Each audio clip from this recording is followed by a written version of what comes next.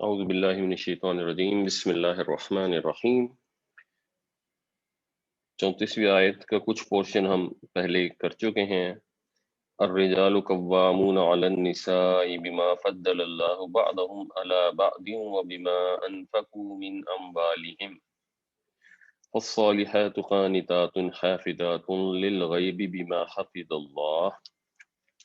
مرد سرپرست ہیں عورتوں کے اس وجہ سے کہ فضیلت بخشی اللہ نے ایک کو دوسرے پر، اور اس وجہ سے کہ وہ خرچ کرتے ہیں اپنے مال۔ پس نیک بیبیاں تو وہ ہیں جو فرما برداری کرنے والی ہیں، رازوں کی حفاظت کرنے والی ہیں، اس وجہ سے کہ اللہ تعالیٰ نے بھی رازوں کی حفاظت فرمائی۔ واللاتی، الذی کی جمع ہے الذین، وہ ایک اور وہ سب مذکر، اور اللاتی وہ ایک مؤنث، اللاتی اور اللائی دونوں قرآن شریف میں استعمال ہوتے ہیں، اس کی پلورل ہیں، وہ سب مؤنث۔ تو واللاتی اور وہ جو تخافونا، خافا یا خافو اس کا مطلب ہوتا ہے خوف ہونا، اندیشہ ہونا کسی آنے والے خطرے کا، تو جن سے تمہیں اندیشہ ہو، نشوزہن، نشذ ینشذو، نشزن، نون شین اور زین، اس کا مطلب ہوتا ہے ابھرنا، اوپر اٹھنا، اور پھر نشوز کے معنی میں تندخو ہونا، بدخو ہونا، ایک چیلنج کرنا، یہ چیزیں شامل ہوتی ہیں۔ تو وہ عورتیں جن سے تمہیں اندیشہ ہو سرکشی کا، سرتابی کا، وَعِذُوهُنَّ، وعدہ یعیدو تو انہیں نصیحت کرو، یعنی اگر ایسی سچویشن ہو جائے جس میں آدمی کی اتھارٹی جو ہے وہ چیلنج ہو رہی ہے، تو اب اس سچویشن میں کچھ سٹیپس ہیں جو اللہ تعالیٰ نے تعلیم فرمائے ہیں کہ آپ نے پھر یہ سٹیپ فالو کرنے ہیں، جن میں پہلا سٹیپ ہے نصیحت کرنا، سمجھانا، اور یہ سمجھنا چاہیے کہ جو نشوز ہے اس کے اندر ہر کوتاہی، غفلت، بے پرواہی یا اپنی پسند یا ناپسند کے اظہار کی جو انسان میں قدرتی خواہش ہوتی ہے اس کو نشوز نہیں کہتے۔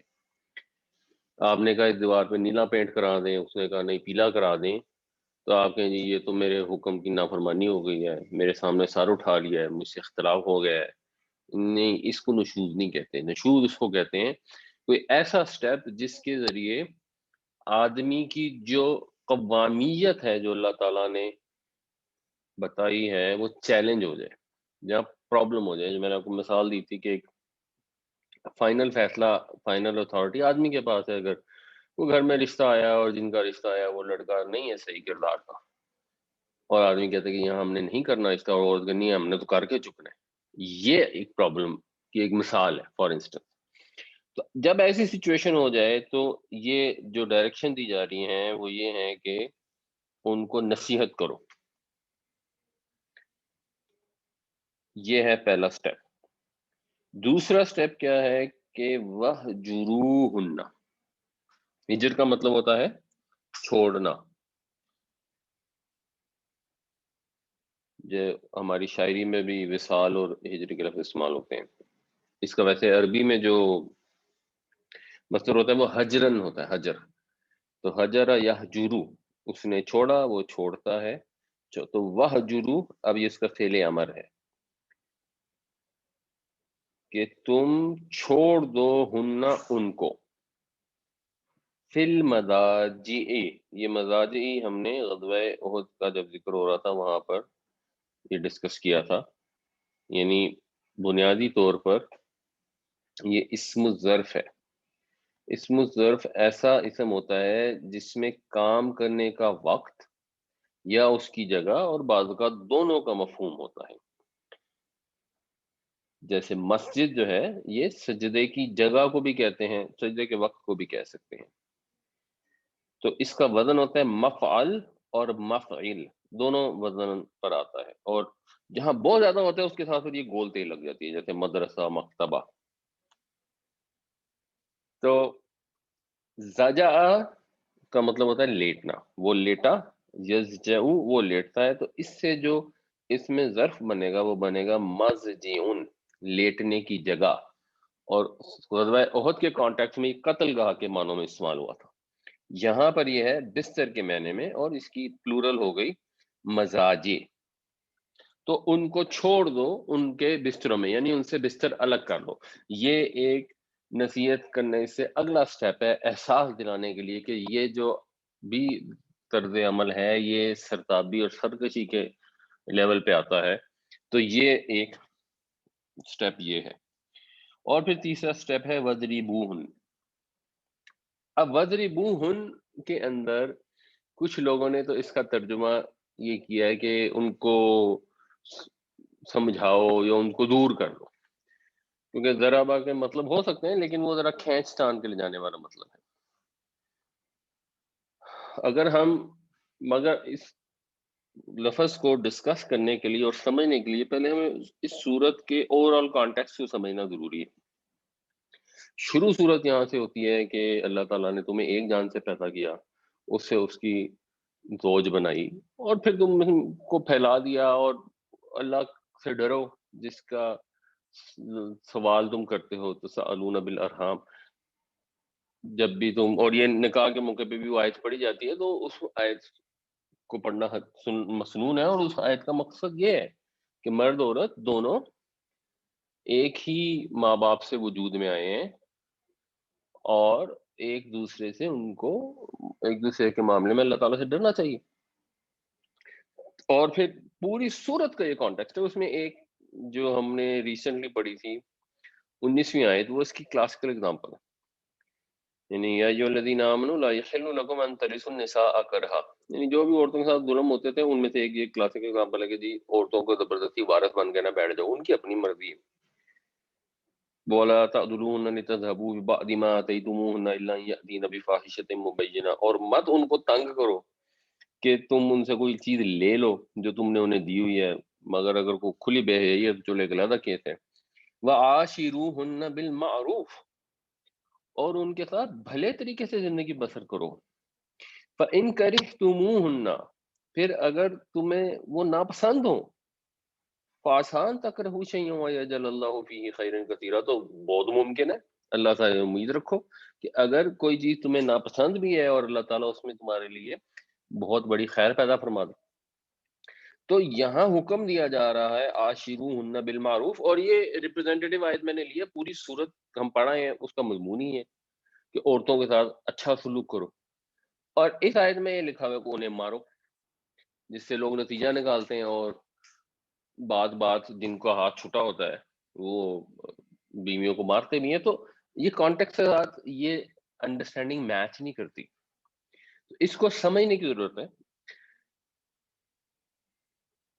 پہلی چیز سمجھنے والی ہے کہ یہ جو فعل امر یہاں استعمال ہوا ہے، یعنی ضربا یضربو، یضربو وہ مارتا ہے، تضربو تو مارتا ہے، اضرب تم مارو. یہ اس کو ہم گرامر کے لحاظ سے کہتے ہیں فعل امر.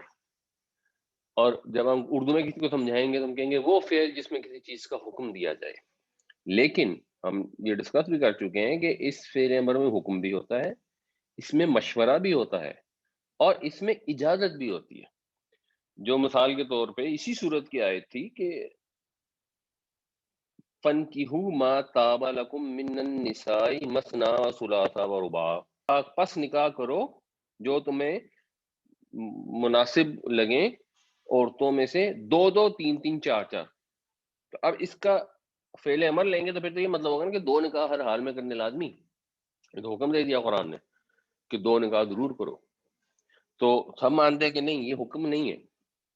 بنیادی طور پہ جہاں کوئی یتیموں والا سیریس کرائسس کریٹ ہو جائے تو اس سچویشن کے اندر یہ ایک ریکمنڈیشن ہے، اور ایک نارمل سچویشن کے اندر یہ اجازت ہے.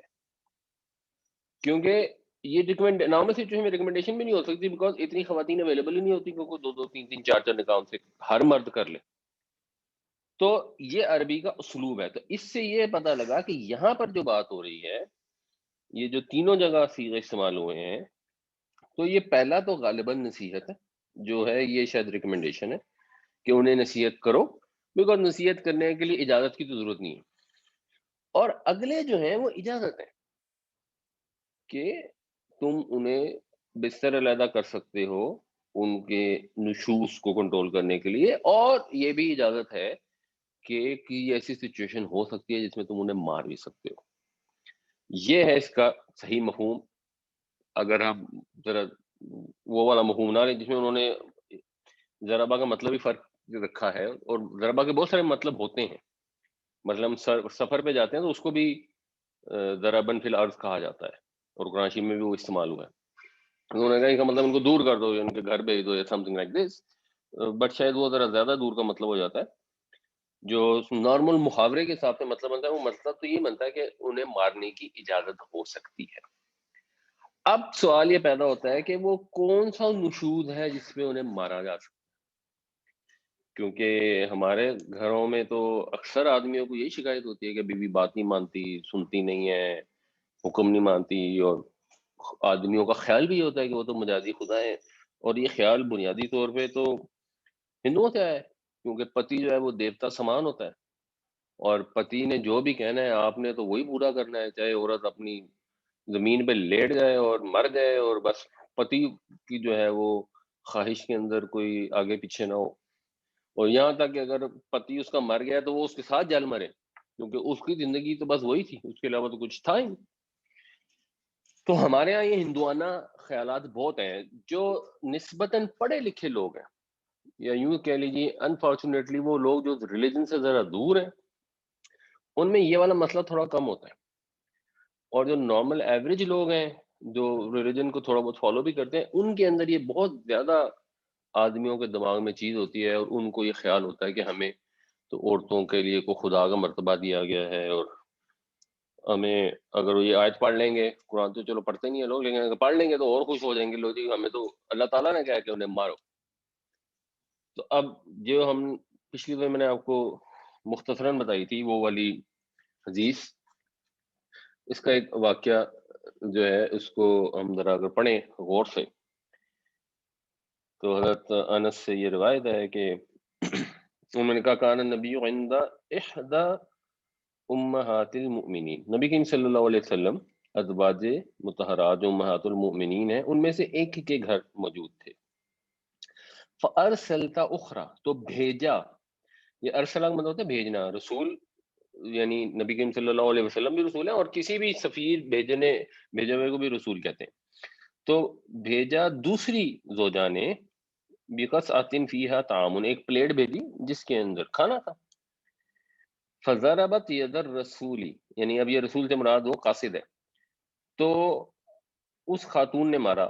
اب یہ ضربت سے مراد وہی اہدا ہے. تو ان خاتون نے اس جو بھی کو خادمہ یا خادم لے کے آیا ہوگا اس کے ہاتھ پر مارا. فسکتت القصعۃ فانکسر، تو وہ سکوت ڈھکا ہوتا ہے نا، تو وہ گر گئی پلیٹ اور ٹوٹ گئی.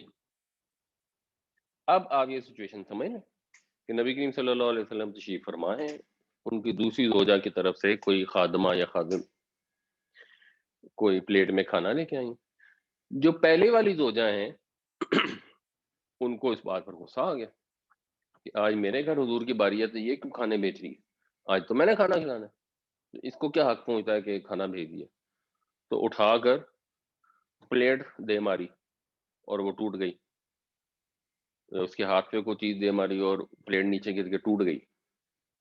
اب ہمارے گھر میں اگر یہ سچویشن ہوگی تو ہم تو ڈیفینیٹلی اس کو نشوز کے اعلیٰ بلند ترین درجے کے اوپر فائز کر دیں.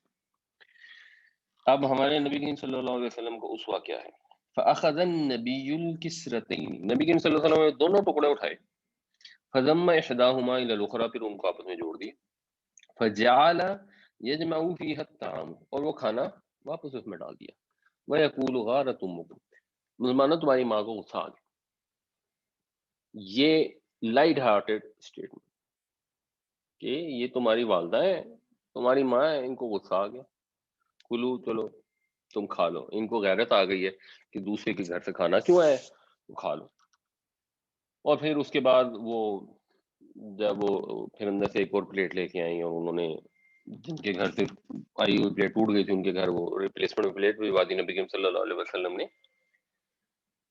تو جب ہم قرآن شریف میں کوئی بھی احکامات پڑھتے ہیں تو نبی کریم صلی اللہ علیہ وسلم کی سیرت سے اس کی تفسیر ہوتی ہے اور کلیرٹی ہوتی ہے۔ تو اس سے یہ پتہ لگ گیا کہ اس حد تک واقعہ ہوگا، تو نبی کریم صلی اللہ علیہ وسلم تو اس کے اوپر مسکرا رہے ہیں، لوگوں سے ایک لائٹ ہارٹڈ بات کر رہے ہیں کہ دیکھو تمہاری ماں کو غصہ آ گیا۔ تو ہمارے ہاں اگر کوئی اس کی بنیاد پھر اپنی بیوی کو مارنا شروع کر دے تو اس کو سمجھنا چاہیے کہ اس کا ہمارے نبی کریم صلی اللہ علیہ وسلم کی اس سے کوئی تعلق نہیں ہے۔ قرآن شریف پڑھ کے اس صورت کا مطالعہ کر کے ویسے بھی میں سمجھ آ رہی ہے کہ اللہ تعالیٰ کہہ رہے ہیں عاشروہن بالمعروف، مطلب کہ بہت کوئی سیویئر قسم کی چیز ہوگی اس کے اندر یہ ماننے کی اجازت ہو سکتی ہے۔ ایک بہت ہی سیویئر چیز کی مثال ہے، مثلا جب یہ حجۃ الوداع ہوا، اس کو حجہ بھی کہتے ہیں حجہ بھی کہتے ہیں، تو آخری حج ہوا، اور آخری حج کیا نبی کریم صلی اللہ علیہ وسلم تو ایک ہی حج فرمایا۔ تو ترمذی کی حدیث ہے کہ نبی کریم صلی اللہ علیہ وسلم نے اللہ کی حمد و ثنا بیان فرمائی اور لوگوں کو واعظ و نصیحت کی، اور پھر آپ نے یہ بات فرمائی کہ وَاسْتَوْصُوا بِالنِّسَاءِ، یہ وصیت میں تمہیں کر رہا ہوں، اس کو پلے سے باندھ لو، اس کو قبول کرو، خیرن اچھی طرح سے، فَإِنَّمَا هُنَّ عَوَانٌ عِندَكُمْ، کہ وہ تمہاری ماتحت ہیں، تم ان کے سرپرست ہو، وہ تمہارے ماتحت ہیں، یعنی وہ تمہارے انڈر ہیں، وہ بیچاریاں اپنی مرضی سے بہت ساری چیزیں نہیں کر سکتی کیونکہ تمہیں اللہ تعالیٰ نے اتھارٹی دی ہوئی ہے۔ تو اس اتھارٹی کو ایسے سمجھنا چاہیے جیسے ایک باپ کو اپنے بچوں پر اتھارٹی ہوتی ہے، تو وہ اس اتھارٹی کا مقصد یہ ہوتا ہے کہ ان کے ساتھ شفقت کرے۔ تو یہ مطلب نہیں ہوتا کہ باپ کے پاس اتھارٹی ہے تو اپنے بچوں کو مارتا پیٹ رہا ہے، حالانکہ اپنی اولاد کو بھی کوئی بہت سیویئر سچویشن میں مارنے کی اجازت ہے، لیکن نبی کریم صلی اللہ علیہ وسلم نے اپنی ساری زندگی نہ کسی بچے پہ ہاتھ اٹھایا نہ کسی عورت پر ہاتھ اٹھایا۔ تو لیس تملکون منہن شیئا غیر ذلک الا ان یاتین بفاحشۃ مبینہ، تو تمہارا ان کے اوپر کوئی ملکیت اس کے علاوہ نہیں ہے کہ کہیں ایسا کیس نہ ہو جائے کہ وہ بدکاری کا معاملہ ہو، یعنی جو تمہارا ان کے ساتھ میاں بیوی والا تعلق ہے وہ اس میں وہ ان کے حقوق تمہارے ساتھ منسلک ہے۔ آدمی تو ایک سے زیادہ شادیاں کر سکتا ہے، بیوی ایک سے زیادہ تعلقات نہیں رکھ سکتی، یہ تمہاری ملکیت ہے۔ ایسا معاملہ ہو جائے، ایک ایگزامپل دی گیا کہ ایسا سیریس، اور یہ حجۃ الوداع اچھی طرح رپورٹڈ ہے کہ اگر یہ واقعہ ہو جائے تو پھر فَإِنْ فَعَلْنَ فَاهْجُرُوهُنَّ فِي الْمَضَاجِعِ وَاضْرِبُوهُنَّ، تو پھر ان کو چھوڑ سکتے ہو تم ان کے بستروں میں، اور تم انہیں مار بھی سکتے ہو، اور اس مار کو بھی ایک نے ایکسپلین فرمایا ضربن غیر مبرح، غیر مبرح کا مطلب یہ جس سے کوئی وہ نہ لگے، نشان نہ رہ جائے، سخت مار نہیں ہونی چاہیے، یہ صرف ایک اس کے لیے ہے، احساس دلانے کے لیے۔ تو پھر اگر وہ تمہاری بات مان جائے فلا تبغوا علیہن سبیلا، تو پھر یہ بھی اگلی آیت کے پورشن میں آئے گا کہ ان کے اوپر پھر کو بہانے نہ ڈھونڈو زیادتیاں کرنے کے۔ ان لکم علی نسائکم حقا، تمہارے لیے ہیں تمہاری عورتوں کے اوپر حقوق، ولنسائکم علیکم حقا، اور عورتوں کے لیے ہیں تمہارے اوپر حقوق، تو جیسے تمہارے حقوق ہیں ویسے تمہاری بیویوں کی بھی حقوق ہیں۔ تو اس لیے یہ مارنے پیٹنے والا کام جو اگر ہمارے ہاں لوگ کرتے ہیں یا سمجھتے ہیں کہ قرآن نے ان کو یہ کہا ہے کہ انہیں مارو، تو قرآن نے اس سینس میں نہیں کہا۔ واللاتی تخافون نشوزہن فعیدوہن وہجروہن فی المضاجع واضربوہن، اور وہ عورتیں جن سے تمہیں اندیشہ ہو سرکشی سرتابی کا تو انہیں نصیحت کرو اور انہیں ان کے بستروں میں چھوڑ دو اور انہیں مارو۔ ابھی ہم اردو میں بھی ترجمہ اور انہیں مارو سے کرتے ہیں، ویسے مفہوم اس کا یہ ہے کہ مارنے کی بھی ایکسٹریم کیس کے اندر اجازت ہو سکتی ہے۔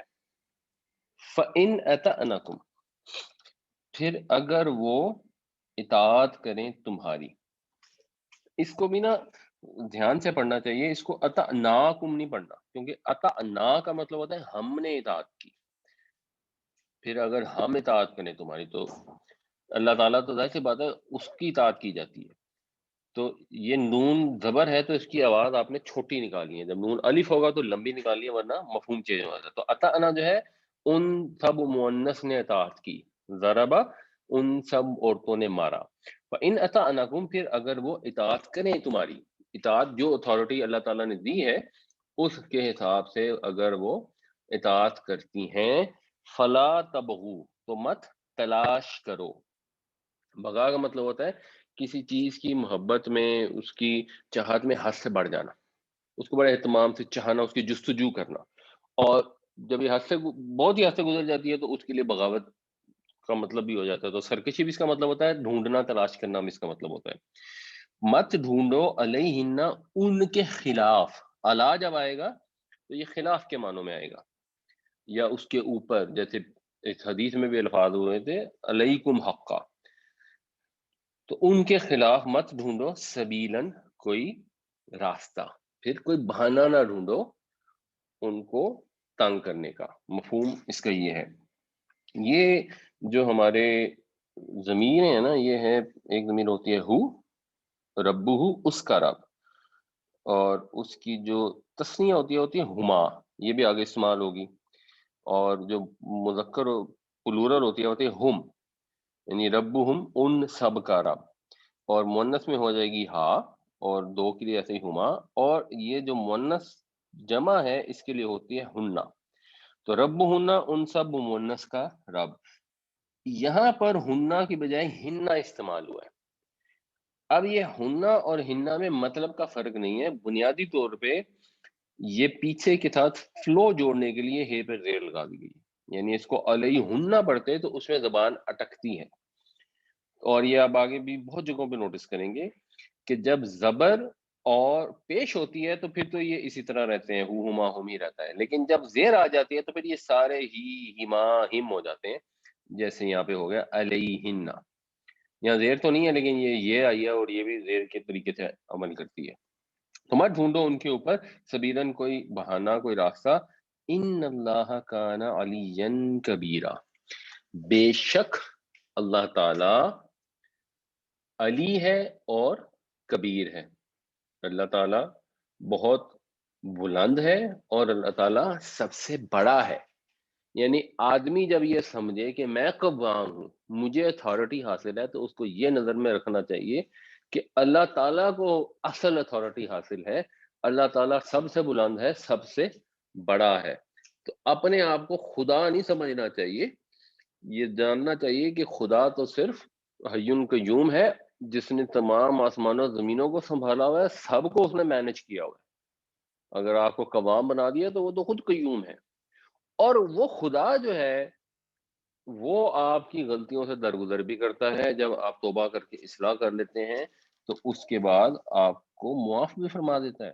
تو اگر کسی عورت نے کوئی سرکشی کی ہے اور اس کے بعد اس نے اپنی اصلاح کر لی ہے تو بس بات ختم. اب اس کو بار بار وہ پرانے ذکر کرنے کی اور اس کو تنگ کرنے کی اس میں کوئی ضرورت نہیں رہ جاتی. اس میں ایک اور چیز نوٹس کرنے والی ہے کہ یہ انا جو ہے اپنے مبتدا یا اپنے اسم کو نصب دیتا ہے. یعنی بنیادی طور پہ یہ تھا اللہ علی، اللہ مبتدا تھا، علی اس کی خبر تھی. اللہ بلند ہے، اللہ سب سے بلند ہے. انا نے اس کو نصب دے دی اللہ کو، اور کانا خبر کو نصب دیتا ہے، تو اس لیے علیین پر بھی نصب آ گئی. تو ان اللہ کانا علیین کبیرہ. تو یہ چھوٹی چھوٹی چیزیں ہوتی ہیں، نوٹس کرنی چاہیے کہ کہاں پر نصب استعمال ہوا ہے، کہاں رفع استعمال ہوا ہے، کہاں جار استعمال ہوا ہے، اس کی وجہ کیا ہے. جب آپ اس کی وجہ ڈٹرمن کر لیتے ہیں تو پھر ترجمہ درست ہو جاتا ہے، ورنہ ترجمے میں ایرر ہو جاتی ہے. فَإِنْ أَطَعْنَكُمْ فَلَا تَبْغُوا عَلَيْهِنَّ سَبِيلًا إِنَّ اللَّهَ كَانَ عَلِيًّا كَبِيرًا. پھر اگر وہ تمہاری اطاعت کر لیں تو مت ڈھونڈو ان کے اوپر کوئی راستہ، بے شک اللہ تعالیٰ سب سے بلند ہے، سب سے بڑا ہے.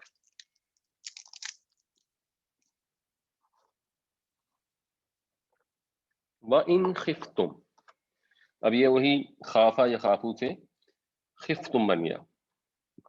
اور اگر تمہیں اندیشہ ہو، اگر تمہیں یہ خوف ہو، شقاق بینہما، شق کا مطلب ہوتا ہے کسی چیز کا پھٹ جانا. جو پتھر شق ہو گئے تھے ان میں سے پانی نکل آتا ہے، یہ سورہ بقرہ میں ہم نے پڑھا تھا. تو اس سے جو باب مفاعلہ بنتا ہے، اور ہمیں پتہ ہے باب مفاعلہ کے جو مصدر ہوتے ہیں وہ مثال کے طور پر جہاد بھی ہوتا ہے، فعال کے وزن پر بھی ہوتے ہیں، قتال بھی ہوتا ہے. اسی طرح اس سے شقاق ہے، یعنی ایک دوسرے سے پھٹ جانا، ایک دوسرے کی مخالفت کرنا. تو اگر تم میں یہ خوف ہو مخالفت کا بینی ہما، اور یہاں پہ بھی ہے کہ نیچے زیر آ گئے، ہما کی بجائے ہما ہو گئے، بینی ہما ان دونوں کے درمیان. اگر تمہیں یہ اندیشہ ہو کہ ان دونوں کے درمیان مخالفت ہو جائے گی، لڑائی جھگڑا، یعنی بیسیکلی مطلب یہ ہے کہ اگر میاں بیوی میں لڑائی جھگڑا ہو رہا ہے اور اب یہ ڈر ہے کہ ان میں کہیں علیحدگی نہ ہو جائے، تو اسلام نے یہ نہیں کہا کہ اگر آدمی اپنی عورت کے نشوز پر قابو نہیں پا سکا، ہو سکتا ہے آدمی کو سمجھ نہ آئی ہو سکتا ہے عورت نہیں مان رہی اور وہ مرد کی اتھارٹی کو تسلیم نہیں کر رہی ہے، تو اس کا مطلب ہے کہ اب اختلاف بہت وسیع ہو گیا ہے، شقاق کی لیول پر پہنچ گیا ہے. تو اس جگہ پر بھی شریعت نے مرد کو یہ اجازت نہیں کہ بات ٹھیک ہے جی پھر عورت کو طلاق دو اور ختم کر لو، کیونکہ اب یہ بیسیکلی تو مردوں کو نصیحت کی جا رہی ہے نا، تو وہ کنٹینیوڈ ہے. تو یہ نہیں کہا گیا کہ بس ٹھیک ہے اس کو اٹھا کے گھر میں، کیونکہ حلال چیزوں میں، جائز چیزوں میں سب سے ناپسندیدہ چیز جو ہے وہ طلاق ہے. اس کو ہم جائز تو کہتے ہیں کیونکہ اس کی اجازت ہے، مگر ہے وہ ناپسندیدہ. اور بے وجہ اگر کوئی عورت اپنے شوہر سے طلاق لیتی ہے، اس کے لیے تو خیر حدیث میں آتا ہے کہ وہ جنت کی خوشبو کو نہیں پا سکے گی. اور اسی طرح بے وجہ اگر کوئی مرد اپنی بیوی کو طلاق دیتا ہے تو اس کے بھی کافی کانسیکوینسز ہیں. تو یہاں ان آیتوں سے سمجھ بھی آ رہی ہے کہ اللہ تعالیٰ گھر کو بچانے والی بات کر رہے ہیں مسلسل. تو اگر ان کے درمیان افتراق کا، مخالفت کا اب سچویشن کریٹ ہو جاتی ہے، اس کا اندیشہ ہو، فب اسو تو مقرر کرو. بآسا، یب آسو کا مطلب ہوتا ہے کسی کو اٹھانا یا بھیجنا. تو انبیاء بھی مبعوث ہوتے ہیں، یہاں پہ بھی اسی سینس میں کہ کسی کو مقرر کرو. حکمن، حکم کہتے ہیں منصف کو. ویسے تو حکمہ یحکم کا مطلب ہوتا ہے کہ چیز کا پختہ ہونا، اسٹرانگ چیز کے لیے بھی آتا ہے، محکم جیسے ہوتا ہے، اور دانائی کے لیے بھی آتا ہے جیسے حکمت ہوتا ہے، حکم کے لیے بھی آتا ہے، فیصلہ کرنے کے لیے بھی. تو حکم جو ہے جو منصف ہو، جو انصاف پسند ہو اور جو فیصلہ کرنے کی صلاحیت رکھتا ہو. من اہلی ہی و حکم من اہلیہا، یعنی مرد کے گھر والوں میں سے ایک حکم اور عورت کے گھر والوں میں سے ایک منصف، ایک پنچ جو ہے وہ مقرر کرو. ان یریدا، یہ بیسیکلی تھا یریدانی، تو ان کیونکہ جزم دیتا ہے تو نون ختم ہوگی. اگر انہوں نے چاہا، ان دو نے، یریدو وہ ایک چاہتا ہے، ارادہ کرتا ہے، یریدانی وہ دو ارادہ کرتے ہیں، اور یریدون وہ سب ارادہ کرتے ہیں.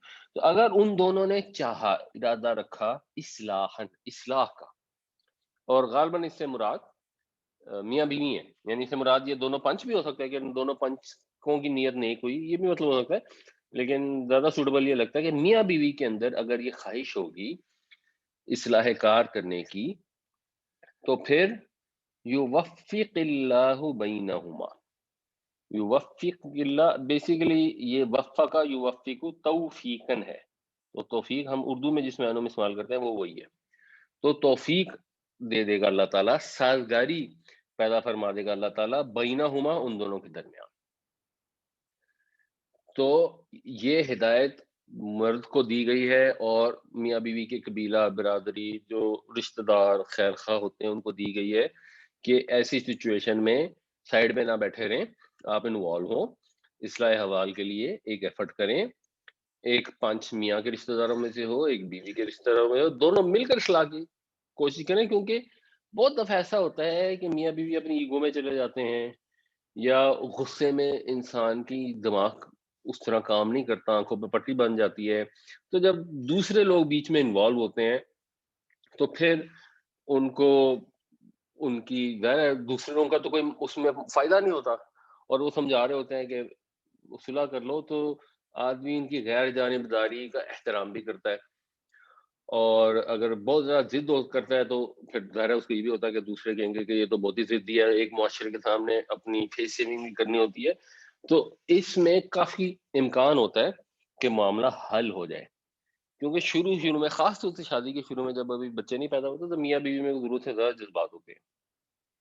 اور ہم آگے بھی پڑھیں گے اسی صورت میں انشاءاللہ، جہاں اللہ تعالیٰ فرماتے ہیں کہ اگر کوئی اپنے حقوق چھوڑنے بھی پڑتے ہیں نا، تب بھی چھوڑ کے صلح کر لو، کیونکہ صلح بہتر ہے. تو یہاں پہ بھی اسی طرح کی بات کی جائے گی کہ اگر اصلاح کی خواہش ہوگی تو اللہ تعالیٰ دونوں کے اندر سازگاری پیدا کر دے گا، اللہ تعالیٰ توفیق عطا فرما دے گا. ان اللہ کان علیما خبیرہ، بے شک اللہ تعالیٰ سب جاننے والا ہے، سب خبر رکھنے والا ہے. اچھا، یہاں پہ بھی اللہ پر نصب ہے کیونکہ یہ انا کی مبتدا ہے، اور علیمن پر بھی نصب ہے کیونکہ یہ کانا کی خبر ہے. اور اللہ تعالیٰ سب جاننے والا ہے، بالکل خبردار ہے. اس کا مطلب ایک طرح سے یہ جو حکم ہے ان کو بھی تنبیہ ہے کہ اس معاملے میں جس نے جو بھی رول پلے کیا تو اللہ تعالیٰ اس کو دیکھ رہا ہے، اللہ تعالیٰ کے علم میں ہے. اس لیے اللہ تعالیٰ کو حاضر ناظر جان کے جو بہترین نیک نیت ترین مشورہ ہو سکتا ہے وہ لوگوں کو دینا چاہیے. وَإِنْ خِفْتُمْ شِقَاقَ بَيْنِهِمَا فَابْعَثُوا حَكَمًا مِّنْ أَهْلِهِ وَحَكَمًا مِّنْ أَهْلِهَا إِنْ يُرِيدَا إِصْلَاحًا يُوَفِّقِ اللَّهُ بَيْنَهُمَا إِنَّ اللَّهَ كَانَ عَلِيمًا خَبِيرًا. اور اگر تمہیں اندیشہ ہو ان کے درمیان افتراق کا تو مقرر کرو ایک منصف مرد کے گھر والوں میں سے اور ایک منصف عورت کے گھر والوں میں سے. اگر ان دونوں کی خواہش ہوگی اصلاح کرنے کی تو اللہ تعالیٰ ان کے مابین سازگاری عطا فرمائے گا، بے شک اللہ تعالیٰ سب جاننے والا، سب خبر رکھنے والا ہے. اچھا جی، یہ خالد صاحب نے سوال کیا ہے کہ ریلیجیس پوزیشن کیا ہے کہ اگر آدمی کو غصہ آ جائے اور وہ بیوی کو مارے جب وہ نافرمانی کرے، مس بیہیو کرے اور ابیوزو لینگویج یوز کرے. جی، نافرمانی، مس بیہیو اور ابیوزو لینگویج یوز کرنے کے کیس میں اگر مارنے کی نوبت بھی ہے تو پہلے تو یہ سمجھنا چاہیے کہ نوبت بڑی لمبی ہے. پہلے تو سمجھانا ہے، اس کے بعد خلا ملا جو ہے اس کو ختم کرنا ہے، یعنی بات چیت بند کر دینی ہے، بستر علیحدہ کر لینے ہیں. اور اس کا مطلب یہ نہیں ہوتا کہ ایک دن کے لیے علیحدہ کر لینے ہیں. جب یہ ایک پروسیس ہے تو اس کا مطلب ہے کہ پھر ایک آدھ مہینہ تو بیوی سے علیحدہ رہیں. اب اس کے باوجود اس کو سمجھ نہیں آ رہی ہو، وہ مسلسل ابیوزو لینگویج یوز کی جا رہی ہے، اور پھر آدمی مارنا چاہتا ہے تو اللہ کے نبی صلی اللہ علیہ وسلم نے یہی فرمایا کہ تم میں سے جو بہتر لوگ ہیں وہ نہیں ماریں گے، کیونکہ ایکسٹریم اجازت دی گئی ہے. یعنی اصل میں اس اجازت کا مفہوم یہ ہے کہ اگر کوئی ایسی سچویشن ہوگی اور آدمی نے بیوی پہ ہاتھ اٹھا دیا جس میں اس نے واقعی ابیوزو لینگویج کا مظاہرہ کیا ہے، تو وہ بیوی اس کے خلاف استغاثہ لے کے عدالت میں نہ چلی جائے. کیونکہ نبی کریم صلی اللہ علیہ وسلم کے بعد کچھ خواتین آئیں جب یہ آیت نازل ہوئی تو آپ نے کہا کہ جا کے اس کو جواباً مارو. اور اس مارنے میں یہ تو ہمیں ویسے ہی منع کر دیا، کسی کے منہ پہ نہیں مار سکتے. خواتین کے لیے بھی کہا ہے کہ اس کو کوئی نشان نہ پڑے. اور کامن سینس کی بات ہے کہ اگر پہلے نصیحت کرے کہ اگر پروسیس ہوگا اور اس کے بعد اس کو چھوڑنے کا پروسیس ہوگا بستر میں علیحدہ کرنے کا، یعنی اور بستر علیحدہ کا مطلب ہے کہ اب آپ اپنے بیوی سے ایک طرح سے بات چیت نہیں کرنی. تو اگر آپ بات چیت ہی نہیں کر رہے اور اس میں مثلا ایک مہینہ گزر گیا ہے اور پھر بھی بیوی ابیوزو لینگویج یوز کر رہی ہے، اس کے نا ذرا امکانات کافی کم ہے. اور پھر اگر اس حد تک ہے تو ویسے زیادہ تو امکان یہی ہے کہ شاید مارنے سے بھی نہ سمجھے، لیکن کچھ خواتین ہو سکتی ہیں جن کو مار پڑنے سے کو تھوڑا احساس ہو جائے، اس لیے پھر کو ایسی مار اگر کو مارنا چاہتا ہے اگر کسی کو، تو مطلب قرآن نے تو اس ٹائم میں اجازت دی ہوئی ہے، وہ اجازت کو ریووک تو نہیں کر سکتا. لیکن جو اوور آل ہمارے دین کا مزاج ہے اس کا جو نیٹ رزلٹ یہ نکلتا ہے کہ حتی الامکان یہ نہیں کرنا چاہیے. ریلیجیس پوزیشن یہ ہے. وَاعْبُدُوا اللَّهَ وَلَا تُشْرِكُوا بِهِ شَيْئًا، اور عبادت کرو اللہ کی اور مت شریک ٹھہراؤ اس کے ساتھ کسی چیز کو، نہ کسی انسان کو، نہ بزرگ کو، نہ کسی بت کو، کسی کو اس کے ساتھ شریک مت ٹھہراؤ. اللہ کا کوئی شریک نہیں ہے، نہ تخلیق میں شریک ہے، نہ حق عبادت میں شریک ہے، نہ اس کی صفات میں کوئی شریک ہے. اللہ تعالیٰ سب کی سنتا ہے اور کسی ہستی میں یہ طاقت نہیں ہے کہ سب کی سن سکے. یہ ممکن نہیں کہ پوری دنیا میں سے لاکھوں انسان پکاریں یا علی یا علی اور یا علی سب کی سن لیں. یہ ممکن نہیں. اگر یہ کوئی مان لے کہ ہاں جی یا علی بھی سب کی سنتے ہیں تو پھر تو اللہ کی صفات میں شریک ہو گئے. اللہ تعالیٰ سب کو رزق دیتا ہے. کوئی امیر آدمی ہوگا کچھ لوگوں کو کھانا کھلا سکتا ہے، چلو وہ کھلا سکتا ہے، لیکن سب کو رزق کوئی نہیں دے سکتا. تو یہ ممکن نہیں ہے کہ سب کسی اور ہستی سے مانگنا شروع کر دیں کہ ہمیں رزق دے دے اللہ کو چھوڑ کر، یا اللہ کے میں ساتھ بھی کہ اللہ تو بھی ہمیں رزق دے دے اور اے جبریل آپ بھی ہمیں رزق دے دیں. یہ نہیں ہو سکتا. اگر کوئی فرشتے ہیں اور ان کو یہ ڈیوٹیاں سائن ہوئی ہیں وہ تو اللہ تعالیٰ کے حکم کے بغیر ایک انچ بھی آگے پیچھے نہیں ہو سکتے، تو کسی فرشتے سے بھی نہیں مانگ سکتے. جو دنیا سے رخصت ہو گئے ہیں لوگ، ان سے تو ویسے ہی مانگنے کی لاجک نہیں ہے. نہ ہی کبھی ایسا ہوا ہے، نہ ہی کبھی کسی نبی نے کبھی کسی غیر اللہ سے مانگا ہو یا پکارا ہو. تو اللہ تعالیٰ کے ساتھ کسی سینس میں، اس کی ذات میں، اس کی صفات میں اور اس کی اطاعت میں بھی شرک نہیں کر سکتے. جب اللہ تعالیٰ کا حکم ہے کہ سود مت کھاؤ اور ایک آدمی کہ میں تو کھاؤں گا، یا اللہ نے حکم دیا ہے کہ یہ کام مت کرو اور اس کا باس اس کے اگینسٹ حکم دے دے اور اپنے باس کی بات مانے، تو اس نے اطاعت میں بھی اللہ کو ساتھ کسی کو شریک کر لیا، وہ بھی شرک ہے. وَبِالْوَالِدَيْنِ إِحْسَانًا، اور والدین کے ساتھ احسان کا رویہ اختیار کرو. احسان اردو میں جو استعمال ہوتا ہے اس کا ذرا مفہوم لمیٹڈ ہے. اس کا مفہوم ہم یہ لیتے ہیں کہ کسی شخص کو اس کے حق سے زیادہ دینا. عربی میں احسان کا یہ مطلب نہیں ہے. محسنین کے متعلق آتا ہے ان اللہ یحب المحسنین. ایک جگہ ہم نے سورہ بقرہ میں پڑھا تھا جہاں انہیں کہا گیا کہ وَقُولُوا حِطَّةٌ نَغْفِرْ لَكُمْ خَطَايَاكُمْ وَسَنَزِيدُ الْمُحْسِنِينَ، کہ ان سے کہا گیا کہ حِطَّةٌ پڑھو، ہم تمہاری خطائیں معاف کر دیں گے اور ہم محسنین کو اور زیادہ دیں گے. تو اب obviously وہ اردو والا محسنین تو مطلب ہو ہی ویسے ہی نہیں سکتا نا کہ اللہ تعالیٰ کے اوپر تو کوئی احسان نہیں کر سکتا کہ اللہ نے کہا کہ حِطَّةٌ پڑھو تو وہ حِطَّةٌ سے زیادہ کو پڑھ لے اور اس کا مطلب ہو کہ اس نے اللہ پر احسان کیا. تو یہ تو ہے نہیں. تو احسان عربی میں جو ہے بنیادی طور پر اس کا تعلق ہے دیکھنے سے، اور اسی سے لفظ ہے حسن. حسن کا مطلب ہوتا ہے وہ چیز جو دیکھنے میں اچھی لگے. اسی سے پھر حسنہ کہا جاتا ہے نیکی کو. تو وہ چیز جو دیکھنے میں اچھی لگے، جس اس کا تعلق دیکھنے سے ہے، جس کی ایک وہ مثال ہمارے یہاں دیتے ہیں کرسچن پادری تھے، مسلمان ہو کے بڑے، یوسف سم تھنگ ان کا نام ہے. تو وہ اس کی یہ مثال دیتے ہیں کہ آپ مثال کے طور پر موٹر وے پہ جا رہے ہیں اور آپ کو دیکھا کہ 120 کا بورڈ لگا ہوا ہے، آپ زیادہ پہ جا رہے تھے، پہلے زیادہ کا بورڈ تھا، آپ نے دیکھا 120 کا، تو فوراً آپ کی ضمیر نے آپ کو بتایا کہ ہمیں اب 120 کی سپیڈ پہ آ رہے ہیں. آپ کے اندر ایک گلٹ کا احساس موجود ہے، اس کو کہتے ہیں گلٹ کلچر. اور ایک دوسرا سسٹم ہوتا ہے جس میں آپ کہتے ہیں کہ وہ سامنے پولیس والا ہے، تو پولیس والا نظر آ رہا ہے، خطرہ ہے، وہاں کیمرہ لگا ہوگا، چلو سپیڈ آہستہ کر لو. اس کو کہتے ہیں شیم کلچر، کہ کسی سے شرم کھا کے اپنی حرکت ٹھیک کر لینا، یا فیئر کلچر بھی کہہ سکتے ہیں. تو ایک گلٹ کلچر ہے اور ایک شیم کلچر ہے. اور اسلام کے اندر گلٹ کلچر نہیں ہے بنیادی طور پہ، اسلام کے اندر بنیادی طور پہ شیم کلچر ہے. ہمارے اندر یہ احساس ہمیں بتایا جاتا ہے کہ اللہ تعالیٰ دیکھ رہا ہے. تو اللہ تعالیٰ دیکھ رہا ہے اس لیے ہم نے غلط کام نہیں کرنا. اصل ریزن یہ ہے غلط کام نہ کرنے کی. ہمارے اندر سے ٹھیک ہے ضمیر کی بھی آواز ہوتی ہے، لیکن وہ تو سپورٹنگ فیکٹر ہے. اصل کانسیپٹ یہی ہے کہ اللہ دیکھ رہا ہے اور ہم نے غلط کام نہیں کرنا. اسی کو نبی کریم صلی اللہ علیہ وسلم نے ایک حدیث میں واضح فرمایا.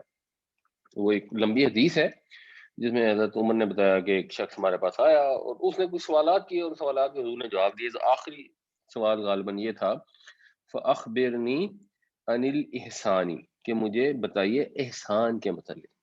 تو آپ نے فرمایا کہ تو اللہ کی عبادت کر گویا کہ تو اسے دیکھ رہا ہے. پھر اگر تو اسے نہیں دیکھ سکتا، ظاہر انسان تو اللہ کو نہیں دیکھ سکتا، فَإِنَّهُ يَرَاكَ، تو وہ تو تمہیں دیکھ ہی رہا ہے. یہ فیلنگ انسان کے اندر ہونا، یہ احسان ہے جو کہا جاتا ہے کہ ان اللہ یحب المحسنین. اللہ تعالیٰ احسان کا رویہ اختیار کرنے والوں کو پسند فرماتا ہے. تو احسان کا یہ مفہوم ہے. تو جب یہ کہا جائے وَبِالْوَالِدَيْنِ احسانا، اس کا مطلب ہے والدین کے ساتھ ایسا رویہ اختیار کرو کہ اللہ تعالیٰ دیکھے تو اللہ تعالیٰ فرمائے کہ بہت خوبصورت رویہ. اس کے لیے پھر اردو میں جو موسٹ سوٹیبل لفظ بن سکتا ہے وہ ہے حسن سلوک. تو والدین کے ساتھ حسن سلوک کرو، کیونکہ والدین احسان نہیں کر سکتے. والدین نے آپ کے لیے جو کچھ کیا ہوتا ہے آپ جو مرضی کر لیں، آپ تو اس کو جتنا نہیں اتار سکتے تو اسے بڑھ کے تو کہاں ہو سکتا ہے. جب اردو والا احسان ہے وہ تو کر ہی نہیں سکتے. تو والدین کے ساتھ حسن سلوک کرو. وَبِذِي الْقُرْبَى، اور قرابت داروں کے ساتھ، والیتاما، اور یتیموں کے ساتھ، والمساکینی، اور مسکینوں کے ساتھ. تو ہمارے دین کی یہ تربیت ہے، حسن سلوک کرو لوگوں کے ساتھ. ہر اپنے عمل کو چیک کرو کہ یہ میں مالی سے ڈسکشن کر رہا ہوں اور میں اس سے یہ کہہ رہا ہوں کہ تم نہیں آئے تو اب میں اسے کس طریقے سے بات کر رہا ہوں. میں جس طریقے سے بات کر رہا ہوں کہ اللہ تعالیٰ دیکھ کے فرمائیں گے کہ اس نے خوبصورت طریقے سے بات کی ہے، یا اللہ تعالیٰ کو ناپسند آئے گی یہ بات. اپنے والد سے بات کر رہا ہوں یا اپنے بچے سے بات کر رہا ہوں، تو میں بچے سے غلطی ہو گئی ہے اور میں اس کو اب اس کو سمجھانا چاہتا ہوں، تو کیا میرا سمجھانے کا انداز ایسا ہے کہ اللہ تعالیٰ یہ فرمائیں گے کہ اس نے خوبصورت طریقے سے عمل کیا، یا میں اس پہ آپے سے باہر ہو جاؤں گا اور بچے کو یا بیوی کو اور اس سے مس بہیو کرنا شروع کر دوں گا، یا بیوی اگر اپنے شوہر سے مس بہیو کرنا شروع کر دے. ان کے لیے بھی ایسے ہی حکم ہے کہ وہ جب اپنے شوہروں سے گفتگو کر رہی ہیں تو آگے سے چیخنا چلانا شروع کر دیں، بے وجہ دھاڑے مار مار کے رونا شروع کر دیں.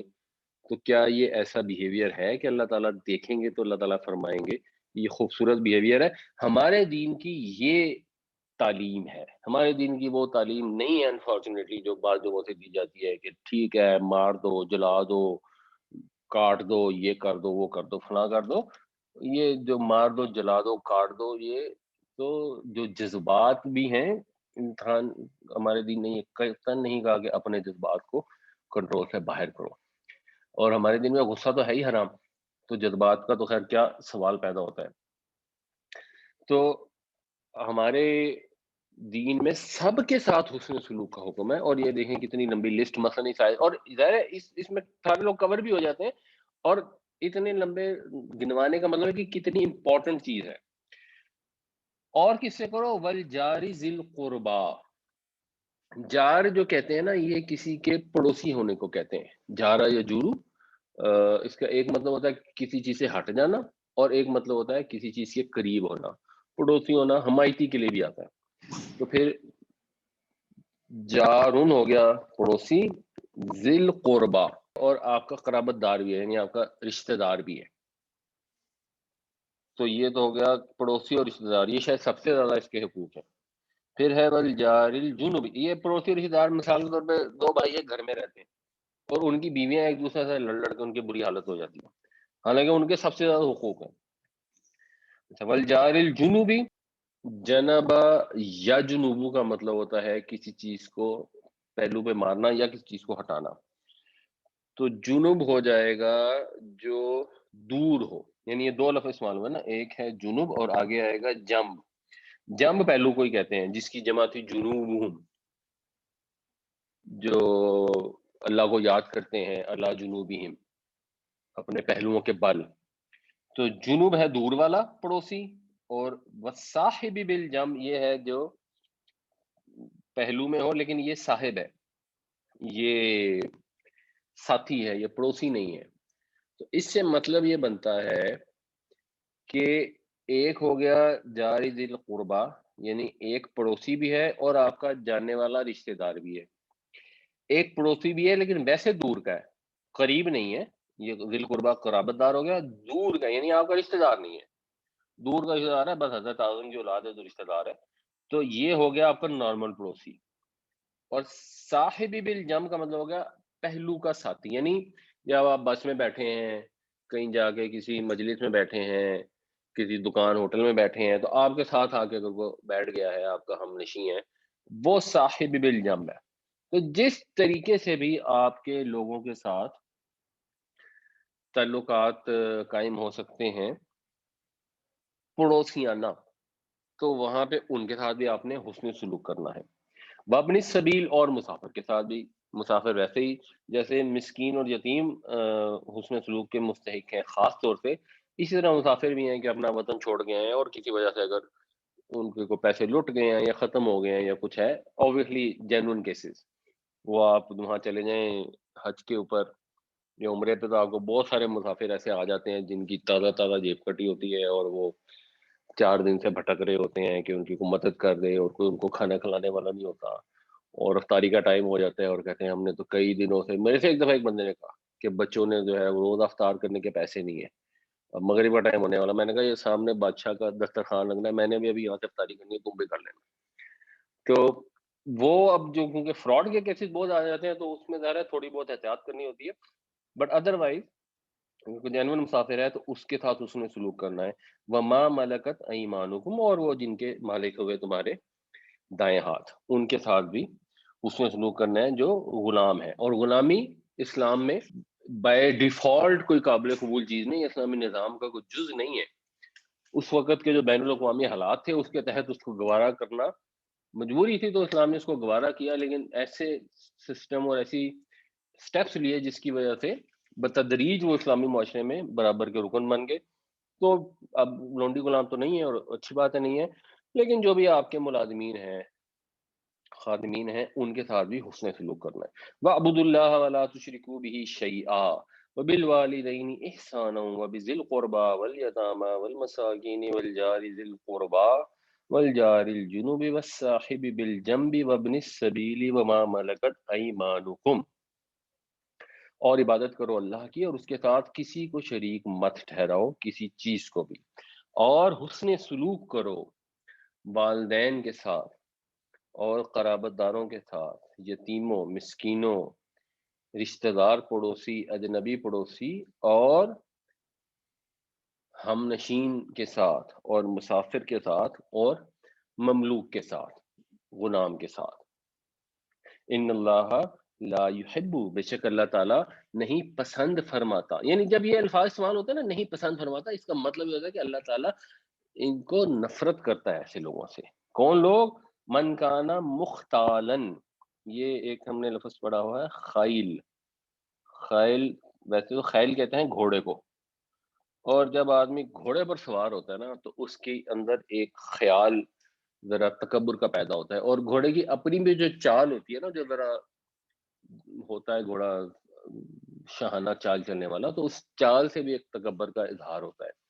تو خالہ یا خالو کسی چیز کی ذہن میں تصویر بنانے، خیال کرنے، اپنے آپ کو برتر سمجھنے کے معنوں میں استعمال ہوتا ہے پھر بعد میں، یعنی خیال کرنا بھی اس کا مطلب ہے اور برتر سمجھنا بھی ہے، اور اس سے پھر جو باب افتعال بنتا ہے وہ پراپر اپنے آپ کو برتر سمجھنے کے معنوں میں استعمال ہوتا ہے، اور پھر افتعال سے جو فائل ہوتا ہے وہ ہوتا ہے مختال۔ تو من کانا مختالن، جو اپنے آپ کو بڑا سمجھتا ہو، فخورن، فخر کرنا اترانے کے معنوں میں ہوتا ہے بنیادی طور پر۔ ہمارے یہاں اردو میں فخر تھوڑا فرق بھی استعمال ہوتا ہے، عربی میں شاید ہوتا ہے، لیکن عربی میں بنیادی طور پر بے انتہا فخر کرنے کے لیے یہ لفظ استعمال ہوا ہے، اور یہ اس لیے بھی بے انتہا فخر کا مفہوم اس لیے آ گیا کہ یہ فعول کے وزن پہ ہے، تو اس میں ویسے مبالغے کا صیغہ ہے، تو شاید فخر کرنا تو عربی میں بھی اتنا بڑا مسئلہ نہ ہو، بے انتہا فخر کرنا، اترانا جو ہے وہ پرابلم ہے۔ تو بے شک اللہ تعالیٰ نہیں پسند کرتا جو بھی ہو بڑائی کرنے والا، اترانے والا، اپنے آپ کو بڑا کر سمجھنے والا، شیخیاں مارنے والا، تکبر کرنے والا۔ الذین یبخلون ویأمرون الناس بالبخل، وہ لوگ جو بخل کرتے ہیں، اور بخل کے اندر یہ چیز ذہن میں رکھنی چاہیے، اس کے اندر بنیادی جو مفہوم ہوتا ہے وہ مفہوم یہ ہوتا ہے کہ انسان دوسروں کے حقوق ادا کرنے میں تنگ دل ہو۔ اگر کوئی شخص اپنے اوپر احتیاط کرتا ہے، تنگی کر لیتا ہے، نہیں بہت مہنگے کپڑے استعمال کرتا، نہیں بہت لیوش کھانا کھاتا، لیکن اللہ کی راہ میں دیتا ہے، دوسروں میں کھلے دل سے خرچ کرتا ہے، تو اس کو بخیل نہیں کہتے۔ تو وہ لوگ جو بخل کرتے ہیں، اب ترجمہ ہم کریں گے تو کنجوسی ہی کر لیں گے، بٹ کنجوس ہمارے عام طور پہ اس کو کہتے ہیں اپنی ذات پہ خرچ نہیں کرتا، بٹ اس کا بنیادی مفہوم دوسروں پہ خرچ نہ کرنا اور دوسروں کے حقوق کی ادائیگی میں خرچ نہ کرنے والا ہوتا ہے۔ وَيَأْمُرُونَ النَّاسَ بِالْبُخْلِ، اور لوگوں کو بھی مشورے دیتا ہے۔ اب یہاں بھی دیکھیں لفظ امر استعمال ہوا ہے، لیکن اس میں مراد یہاں حکم نہیں، اس ورڈ کا میننگ ہی یہاں پہ مشورہ ہے، اور مشورے دیتا ہے لوگوں کو بھی بخل کے۔ کیوں؟ کیونکہ آپ تو کسی کو دے نہیں رہے۔ مثال کے طور پہ کسی یتیم بھتیجی کی شادی ہو رہی ہے، تو ایک جو چچا ہے وہ کہتا ہے کہ میں نے تو اس کو کوئی خرچہ نہیں کرنا، وہ کہتا ہے اچھا جی اب میری طرف سے تو 10,000 ہیں بس، اب ذرا آپ کے پاس پیسے نہیں ہے نا تو آپ تھوڑی احتیاط کے ساتھ خرچ کریں۔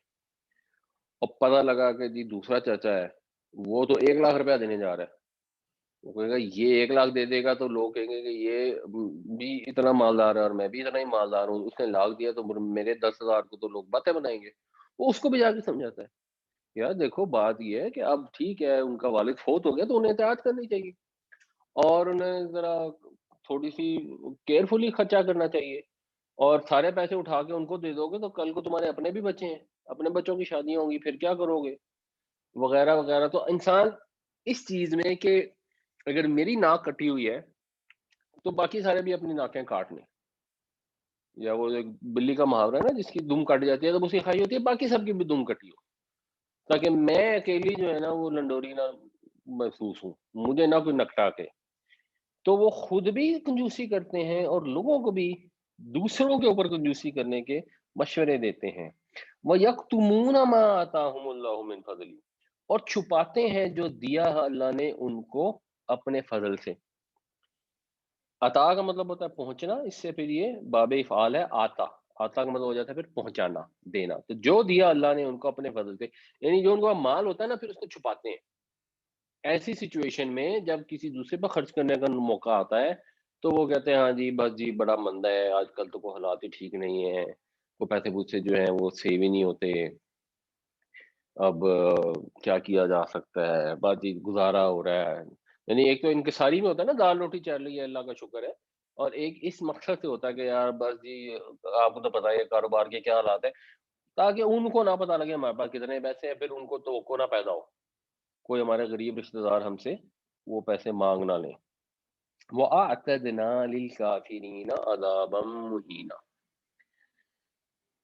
اعتدا یا اعتدو کا مطلب ہوتا ہے تیار ہونا، اس سے پھر باب فعال بنتا ہے اعتدا یعتدو، تو اعتدا یعتدو کا مطلب ہوتا ہے تیار کرنا۔ تو اعتدا اس نے تیار کیا، اعتدنا ہم نے تیار کیا، اور ہم نے تیار کیا ہے کافروں کے لیے عذابا مہینہ، عذاب مہین، مہین اہانت سے ہے، توہین آمیز، اہانت آمیز، رسوا کن۔ تو ہم نے کافروں کے لیے رسوا کن عذاب تیار کرا ہے۔ کافر سے مراد کافر بھی ہوتا ہے لیکن ایک ہم اردو میں لفظ استعمال کرتے ہیں کفران نعمت، کفر سے مراد نہ شکری بھی ہوتا ہے، یعنی اللہ نے آپ کو جو نعمت عطا کی ہے اس کا تقاضا کیا ہے کہ آپ اس کے شکر گزار بندے بنے۔ آپ سے کوئی پوچھے کہ آپ کے کیا، آپ کے اللہ کا شکر، اور اس کو جو حقدار ہیں ان تک پہنچائیں، یہ ہے اس نعمت کا شکر۔ اور اگر آپ شکر نہیں کرتے، اللہ کے دیے مال کو اس خوف سے لوگوں سے چھپاتے ہیں کہ وہ مانگ نہ لیں اور کنجوسی کرتے ہیں اور دوسروں، تو یہ ہے کفران نعمت۔ اور ایسے کافروں کے لیے پھر رسوا کن عذاب اللہ تعالیٰ نے تیار کر رکھا ہے۔ الذین یبخلون ویأمرون الناس بالبخل ویکتمون ما آتاہم اللہ من فضلہ وَأَعْتَدْنَا لِلْكَافِرِينَ عَذَابًا مُهِينًا۔ وہ لوگ جو بخل کرتے ہیں اور لوگوں کو بھی بخل کے مشورے دیتے ہیں اور چھپا لیتے ہیں اس کو جو اللہ نے عطا کیا ان کو اپنے فضل سے، اور ہم نے تیار کر رکھا ہے ناشکروں کے لیے رسوا کن عذاب۔ یہ اس لفظ کو بھی آپ نے احتیاط سے پڑھنا، اس کو آتدنا نہیں پڑھنا۔ آتدنا کا مطلب ہوگا ان عورتوں نے تیار کر رکھا ہے، اس میں نون کو لمبا کرنا ہے، وَآتَدْنَا۔ والذین ينفقون اموالهم رئاء الناس، اور وہ لوگ جو خرچ کرتے ہیں اپنے مال دکھاوا کرنے کے لیے، لوگوں کو دکھانے کے لیے وہ لوگ جو اپنے مال خرچ کرتے ہیں۔ یہ لفظ بنیادی طور پہ ہے رے الف یہ سے، رعا یا را، دیکھنا، رہا اس نے دیکھا، یا رہا وہ دیکھتا ہے. اس سے پھر جو باب مفاعلہ بنتا ہے، باب مفاعلہ میں جو فعال کے وزن پہ بنے گا نا، وہ بنے گا ذی آین، اور وہ پھر چینج ہو کے رعا بن جاتا ہے، یعنی ایک دوسرے کو دکھانا.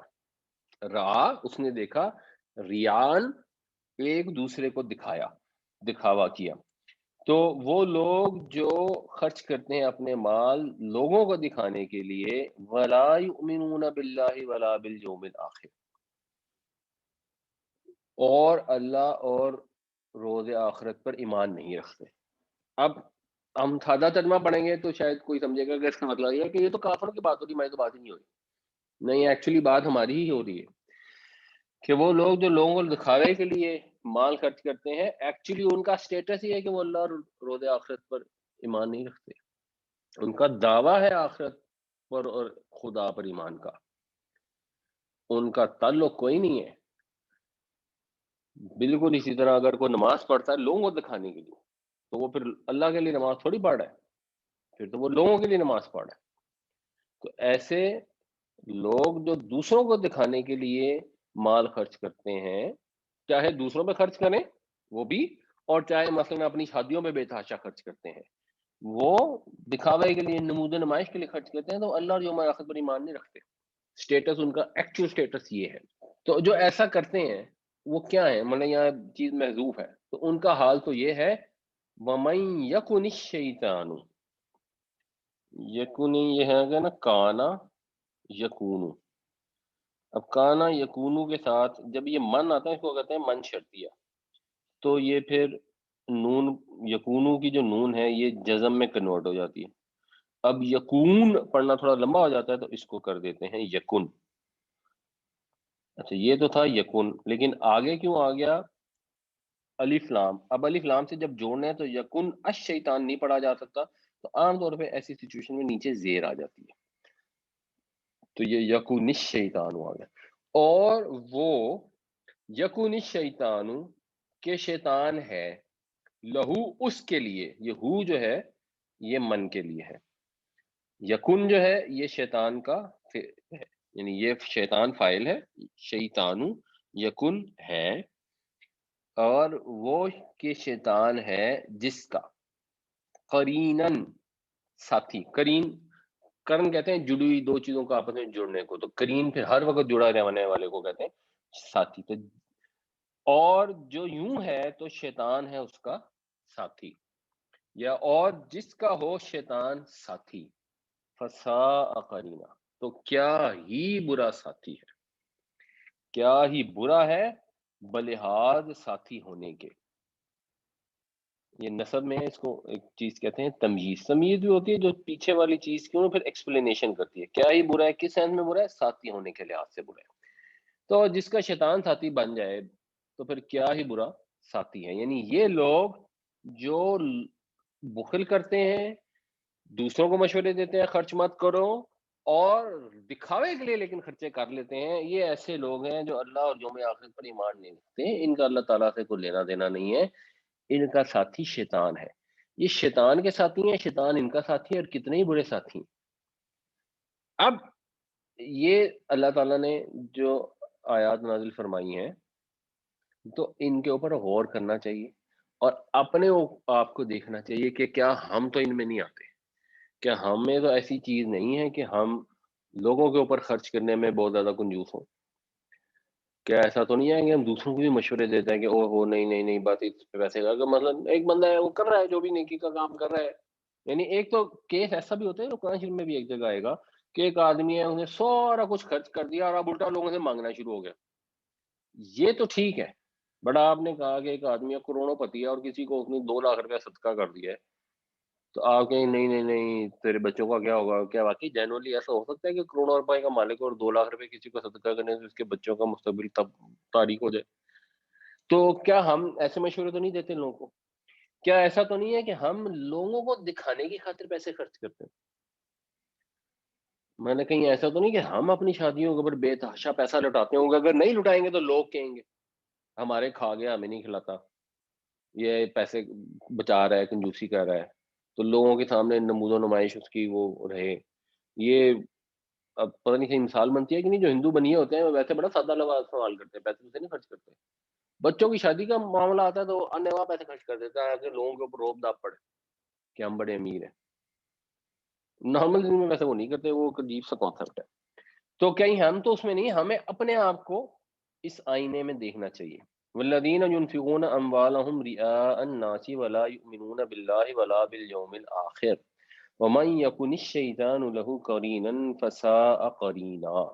اور وہ لوگ جو خرچ کرتے ہیں مال لوگوں کو دکھانے کے لیے اور اللہ اور روز آخرت پر ایمان نہیں رکھتے، اور جن کا ساتھی شیطان بن جائے تو پھر وہ بہت ہی برا ساتھی ہے. وَمَاذَا عَلَيْهِمْ، یہ ماذا کا جو مطلب بنتا ہے کیا، یعنی ماذا علیہم، کیا تھا ان کے اوپر، ان کے خلاف. یہ محاورہ ہے تو اس کا با محاورہ سے مانا کہ ان کا کیا نقصان، ان کو کیا آفت آ گئی تھی. لو آمنوا باللہ، اگر یہ اللہ پر ایمان لے آتے، والیوم الاخر، اور یوم آخرت پر ایمان لے آتے، وانفقوا مما رزقهم اللہ، اور انفاق کرتے اس میں سے جو اللہ تعالیٰ نے ان کو رزق عطا کیا ہے.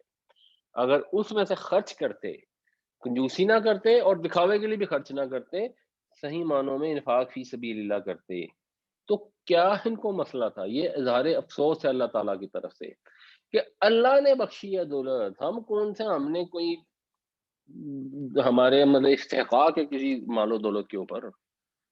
جو بھی دیا اللہ نے دیا ہے، تو اللہ کے دیے میں سے وہ خرچ کرنے کو تیار نہیں ہے. کیا ان کا نقصان ہو جانا تھا، مطلب یہ کسی کو اندیشہ تھا کہ اللہ کی راہ میں خرچ کر دے گا تو اس کا مال کم ہو جائے گا. اللہ تعالیٰ تو فرماتا ہے کہ میں تمہارا مال ایک دانہ خرچ کرو تو وہ اس سے بالیاں نکلیں 7 اور ہر بالی میں ہو 100 دانے. تو اللہ تعالیٰ تو بڑھا چڑھا کے واپس کرتا ہے. یہ اگلی آیت میں آئے گا بھی انشاءاللہ. وَكَانَ اللَّهُ بِهِمْ عَلِيمًا، اور اللہ تعالیٰ ان سے اچھی طرح باخبر ہے. وہ تمہارے اگر کسی کو دو گے خدا کی راہ میں تو اس کو ضائع تھوڑی جائے گا، اللہ تعالیٰ تو اس سے باخبر ہے، اس کو جانتا ہے. وَمَاذَا عَلَيْهِمْ لَوْ آمَنُوا بِاللَّهِ وَالْيَوْمِ الْآخِرِ وَأَنفَقُوا مِمَّا رَزَقَهُمُ اللَّهُ وَكَانَ اللَّهُ بِهِمْ عَلِيمًا. اور ان کا کیا نقصان تھا اگر وہ ایمان لاتے اللہ پر اور یوم آخرت پر، اور خرچ کرتے اس میں سے جو اللہ نے ان کو بخش رکھا ہے، اور اللہ تعالیٰ ان سے بخوبی واقف ہے، اچھی طرح باخبر ہے.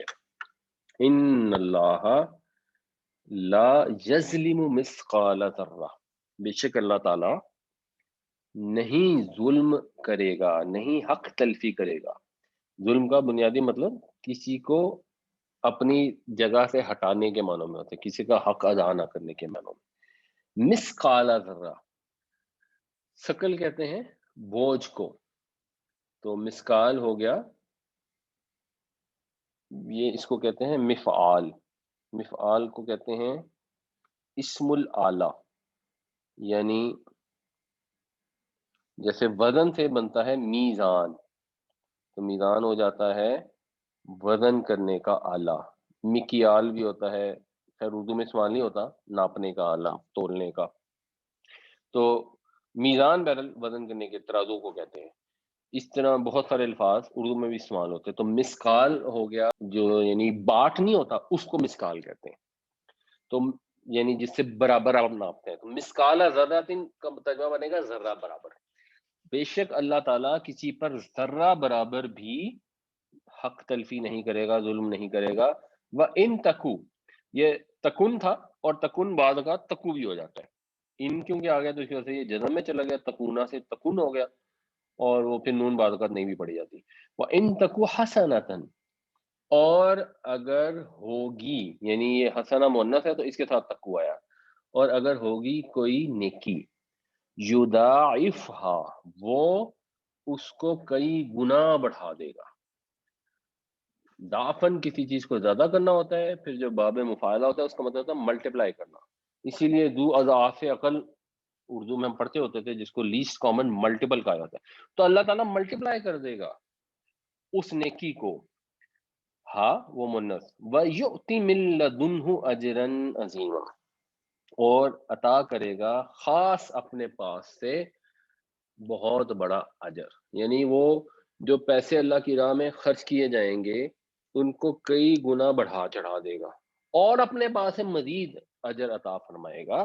تو تمہاری کوئی اللہ کی راہ میں خرچ کیا گیا مال ضائع نہیں ہوگا، اول تو دنیا میں ہی مل جائے گا کئی گنا ہو کر، اور آخرت میں تو ڈیفینیٹلی ملنا ہی ملنا ہے۔ اس لیے مت کنجوسی کرو، مت لوگوں کو مشورے دو کہ اللہ کی راہ میں خرچ نہ کریں، اور دکھاوے کے لیے خرچ نہ ہو، کیونکہ دکھاوے کے لیے خرچ کرنا تو پھر بنیادی طور پہ شرک ہے۔ ان اللہ لا یظلم مثقال ذرہ وان تک حسنۃ یضاعفها ویؤت من لدنہ اجرا عظیما، بے شک اللہ تعالی ذرہ برابر بھی حق تلفی نہیں فرمائے گا، اور اگر ہوگی کوئی نیکی تو وہ اس کو کئی گنا بڑھائے گا اور عطا فرمائے گا خاص اپنے پاس سے بہت بڑا اجر۔